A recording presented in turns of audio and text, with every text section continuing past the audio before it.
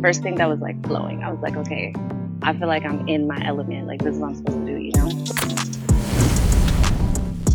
Hey you guys, I'm your host Ebony Chapman and welcome to Unlock Your Flavor. Today we have an amazing guest. I've been a huge fan on her Instagram. I've been stalking her low-key, don't tell her. But we have DJ Hunny Bee in the house. Welcome. Hi. Thank you for having me. Yes, we're so excited to have you. Okay, so let me just tell you a little bit what we got going on over here. We're going to be eating nachos, some carne asada nachos. You told me that was one of the meals that, you know, is kind of up there. Yeah. And of course, we're going to be trying it with our special ingredient, CITYBOI barbecue sauce. And of course, we are joined by one of the owners of the City Boys, Daniel. Yeah, I thought you were going to forget about me. Not again. No, we got you now. We got you this time, Daniel. And then we're going to be getting into our questions. So we have 3 different categories of questions. Sauce or toss is going to be something a little bit more random. And then personal flavor is going to be all about you. About you, your career, what inspired you. And then World Around the City is going to be more pop culture. Okay. And if you don't want to answer, you got to take a shot of alcohol. A shot of alcohol? He's playing because we don't even have any alcohol on the set. So, Okay. A shot of barbecue sauce, maybe. So, we have the nachos. Open this up. It's from Puerto Nuevo. We got jalapenos. Okay. I can already smell the Basic nachos, but they're going to be good. Carne asada. Yeah, I love carne asada nachos. Bottle open. Okay. Get a little barbecue sauce on these. No, we have the original. Your favorite is the spicy. I love the You get the spicy. spicy They have 2 flavors, and the spicy is so amazing. It's sold out. That's why they don't have any right now. Nice. So, Since it's thinner, it can go on more things, and it doesn't overpower it with the barbecue sauce flavor. It's just it's its own sauce. kind of like and sweet and it influences tangy. it. Okay. So let's take a little bite. Let's see what it's got going on I'm here. watching y'all first. You're gonna watch our reaction? I feel like barbecue sauce and nachos. I haven't seen this before. Let's see. That's how we call it, an everything sauce as well. I can get behind that. It tastes good with the nachos. I was definitely nervous about putting barbecue sauce on nachos, but I feel like with the carne asada, it's good. It pairs perfectly. It pairs. And like I said, it's not too thick, so it doesn't take over the whole meal. Yeah. A little burrito going on over there. You're gonna have to burn these calories off at the gym. Do something. CITYBOI sauce makes you strong. I love it. Okay, let's get into some of the questions. Oh, we're going back for seconds. I only put a little bit at first just in case, but it's actually really good. It's really good. So Okay, so we already know what time it is. It's good. Y'all can go get that at cityboibarbecue.com. Okay, let's pick a question. What category would you like to start with? I would like somebody in production to like do some napkins, yeah. Nachos are a napkin food. Personal flavor. Okay. Easy enough. Yeah. Let's see. Okay, what made you become a DJ? Hard question. But that's why I chose that category first. So I've always been into music. I grew up in the church. So I went to a mega church in Florida. Oh my goodness. And I used to sing in like the band. And yeah, that was like my world for a long time. I've always loved music. I used to write music for the band and stuff like that. And then I don't know, that was more my thing at first. And then somewhere I had, different experiences in the industry where I was like, kind of turned me off to music for a little bit. And then I met a DJ, female DJ. And I was like, hold on, like this is such a dope way to be in the industry again. And to like connect with music. And then, I started doing it and I was like obsessed right away. Right away. Yeah, I was like, this is so fun. I feel like it's the funnest job. Okay, so what makes it so much fun? Because I feel like, now this is just me not being a DJ, it's like difficult. You have to have such an ear for the music because, first of all, you are like the queen of mixes. Thank you. Let me give you your flowers now. Thank you. And you have to have the ear, the transition, the beat, the word, like how it all comes together because You're making it sound easy, but it's not easy. So please walk us through that. So that is also part of it too, is like, I feel like I just kind of naturally had the ear. Yeah. So when I started, I was like, I had so many ideas right away. I'm like, oh my God, I'm gonna do this, I'm gonna do that, I'm gonna put it on TikTok, I'm gonna do this. And it was honestly like the first thing, because I've always been super ambitious, like going after different, whatever I was into at the time. But this was the first thing where like I was literally hitting no roadblocks. Like everything I did was working. I'm like, okay, I'm gonna try this on TikTok, and that was working. I was like, damn. And for me, I feel like that's a sign that you're doing what you're meant to be doing. Because obviously there's always gonna be roadblocks, but like when it really is just like rolling and rolling and rolling, then I'm like, okay, this is it. Because everything else I did, I was hitting so many roadblocks. Like I tried to get a college degree, didn't really work out, like so many things. But this was the first thing that was like flowing. I was like, okay, I feel like I'm in my element. Like this is what I'm supposed to do, you know? So when did you start DJing? Only like 3 years ago. Okay, so 3 years ago we just started DJing, and then you were like, your first move was TikTok. Yeah, like as soon as I started learning, I was like, I have to get on my social media game. Because I'm like, obviously with the biggest roadblock that I would always find in music is like just the gatekeepers that are there. And I'm like, the only way I'm gonna get past the gatekeepers is if I build my own audience. And then like I won't, and you know what I mean? To you. Exactly. Yeah. Easy to negotiate. So yeah, and I wanted to have that negotiating power. You know what I mean? To like have some sort of value. And nowadays, like that's the main way to like it is prove your value. Unfortunately, it sucks. It like sucks. It's like a blessing and a curse. Yeah. It's like one of the things that's like amazing because you can kind of do what you want. Yeah. And then when people are coming to you for like deals and whatnot, you're like, well, this is what you liked about me. Like, don't try to change it. Mm-hmm. But then it also is like that work you have to get to that point. Exactly. That you're like kind of on your own. Yeah, and I kind of likened it to like, you know, like in the business world, there's like the gatekeepers of like venture capitalists and stuff. Yeah. And like, if you didn't go to this school, like, then you don't have no value. Like, there's no other way to put those. Not every situation. That's a very blanket statement. But it's kind of the same, used to be anyways, with music as well. Like, you had to know the right people, like, have money, like something. And there was like only one avenue. Yeah. To get you. Yeah, like J. Cole bringing his CDs, or even Kanye, like showing up to the label and dancing on tables, like doing whatever he can to get their attention. So now, social media, you can just do that at home and like just do your thing. Like keep making videos over and over and over again, and yeah. So I was like, I saw that and I'm like, okay, that's what I'm gonna do. Like this is the thing that I'm finally gonna be able to just like have my own agency, you know? Yeah, that's so important. The ownership, the whole thing. Independent, son. Strong black woman. All right, what's our next category? Word around the city. All right, let's see. Okay, Monica says that she's one of the most forgotten female artists in music. I would say yes, because I don't remember the last time I thought about her personally. I know that she has her biggest song, So Gone. Yeah. But I feel like in terms of like new generations, like if I were to ask my little sister right now who that is, I don't think she would know. Really? No, like she wouldn't know. My sister is 17, and I feel like she wouldn't know who. She thinks she's the most forgotten about? I think because she was saying in an interview that she was hosting the Soul Train Awards, nominated in like one category, 3 of her songs were nominated, and she still lost.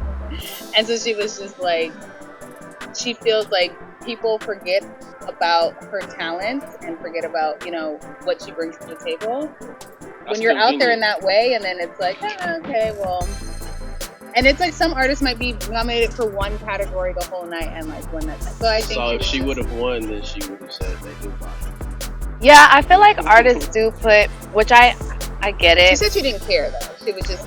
She didn't care. She wouldn't have brought it up, right? But people put a lot. Yeah, people put a lot of emphasis on winning these awards, but I'm like, the fans aren't even choosing the winners. So I feel like if the fans were choosing the winner, then it's like, okay, like back in 106 and Park and TRL when it was like fans voting, and that's what like supposedly anyway. But I'm like, these are some random people. I don't even know who the people are that are deciding these awards. I feel like people should like care less about that. Oh, the elements. The elements are they come in for us.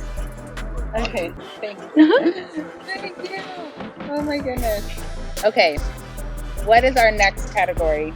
We can do sauce or toss. Little one of each. Let's see. What is one of your pet peeves when you go out with a girl? I would say one of my pet peeves is when somebody basically they get so sauced that like everybody has to take care of them now. No pun intended. Yeah. I don't like that because at my age, like I'm almost 30. I'm like, we're not 20. Yeah. You should know, like, you know what I mean? Exactly. No, they should know their tolerance, and then. And if you do get really, really fucked up, you should be at that point where you're like, you know what, y'all, I'm gonna take an Uber home, or like put me in an Uber. Like if we offer to put you in an Uber, you're not gonna fight us on it. You should be like, yeah, I probably should go home. Like. So you're from Florida. Do you notice the difference with the girls that you hang out with out here than in Florida when it comes to that? I don't know. I don't know.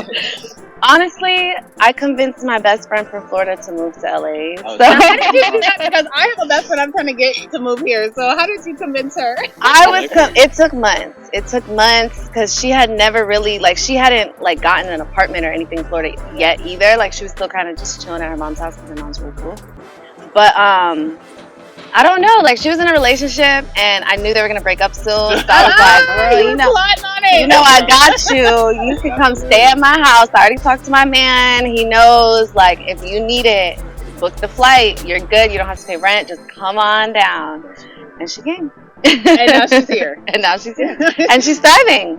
I love it. Go, bestie. With friends like you. Unlock her.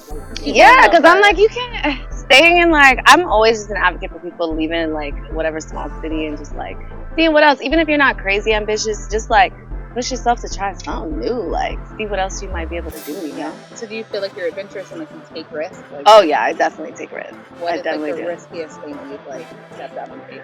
I feel like the riskiest was when I moved to New York, because before I came to LA, I moved to New York. Right. And I did not plan, because I didn't want to like scare myself out of it, because I knew it was gonna be really hard. And I just put my shit in my car and I drove. And it was the scariest shit ever. Wait, yeah. From Florida to New York. And I was like on Craigslist. I'm like, where am I going to sleep? Oh. And it was scary because it was February and I guess it snows in February, bitch. I didn't fucking know that.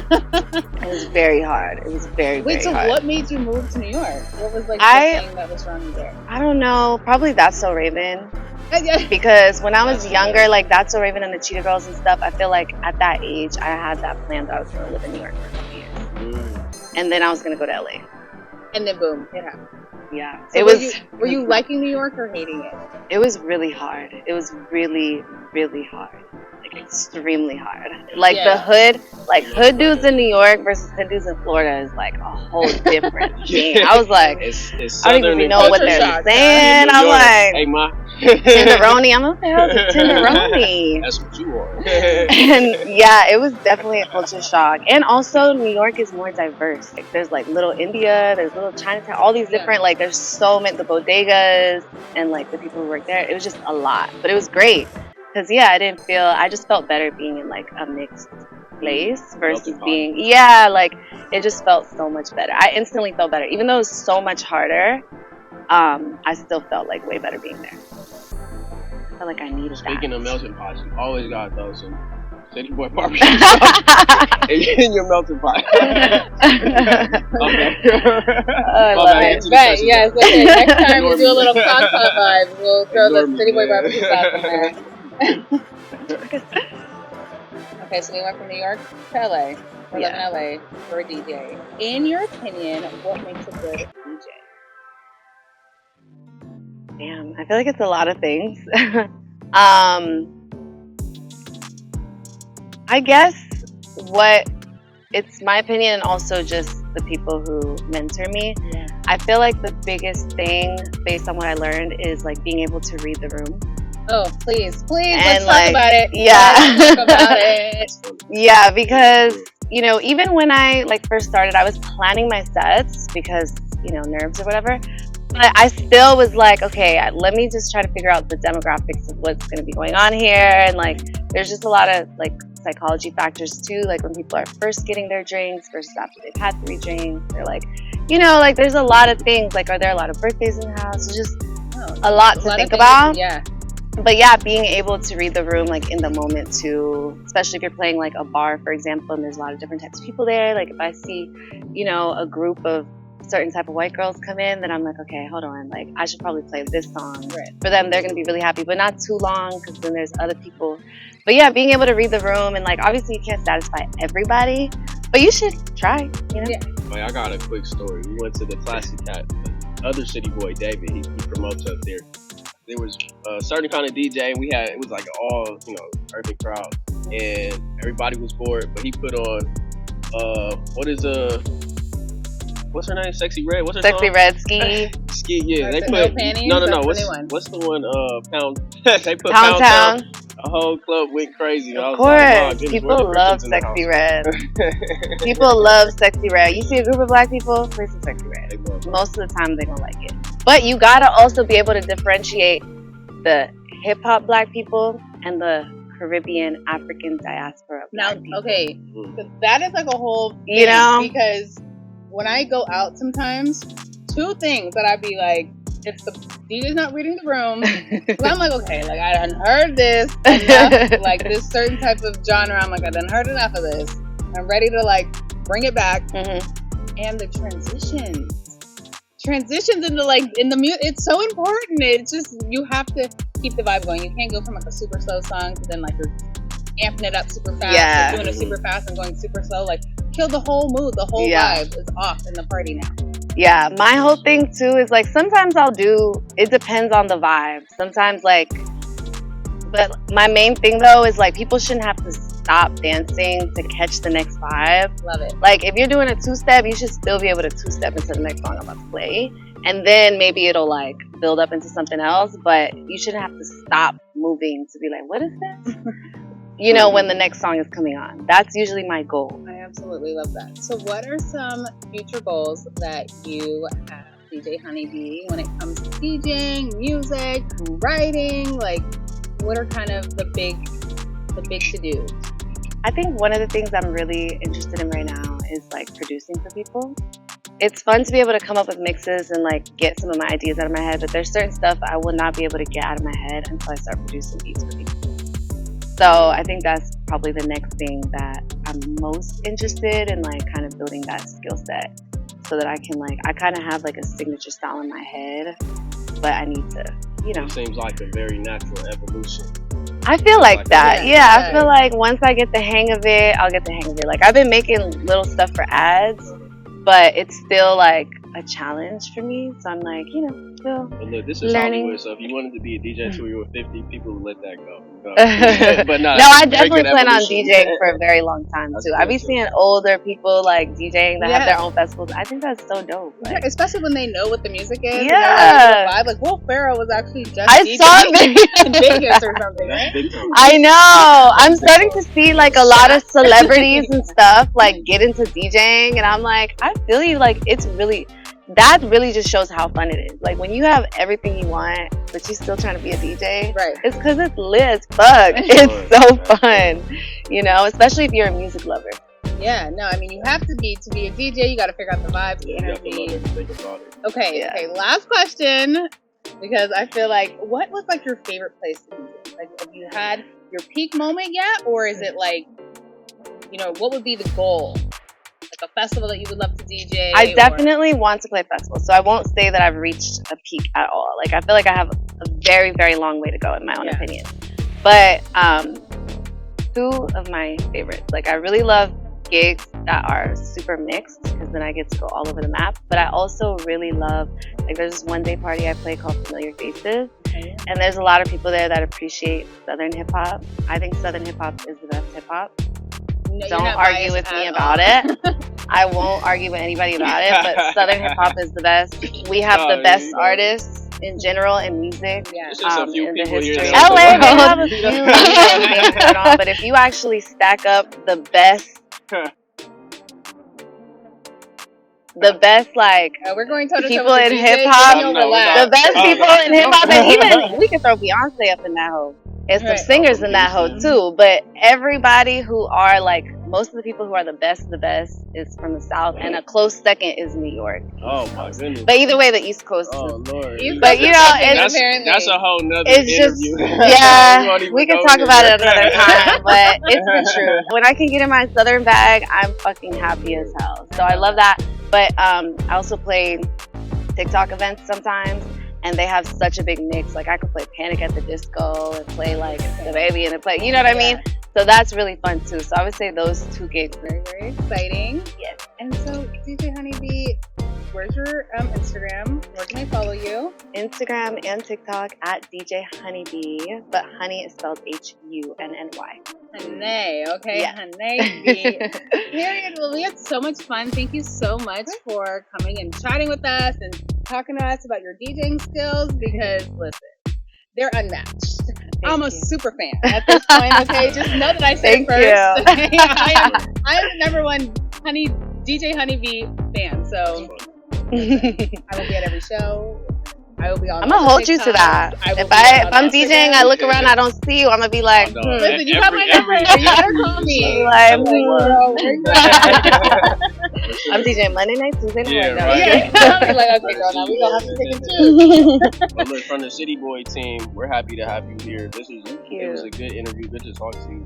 Good to learn more about you. Thank you. Thank you for having me. Thank you for your barbecue sauce. Thanks for liking it. Thanks for being on. Thanks for getting seconds on camera. It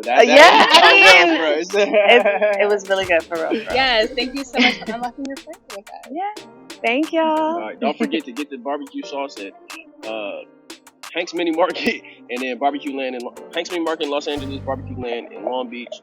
Buy it online. Like, subscribe, comment. Tell your friends to like, subscribe, comment. Follow all of us on our social medias. Absolutely. Thanks again. Yeah.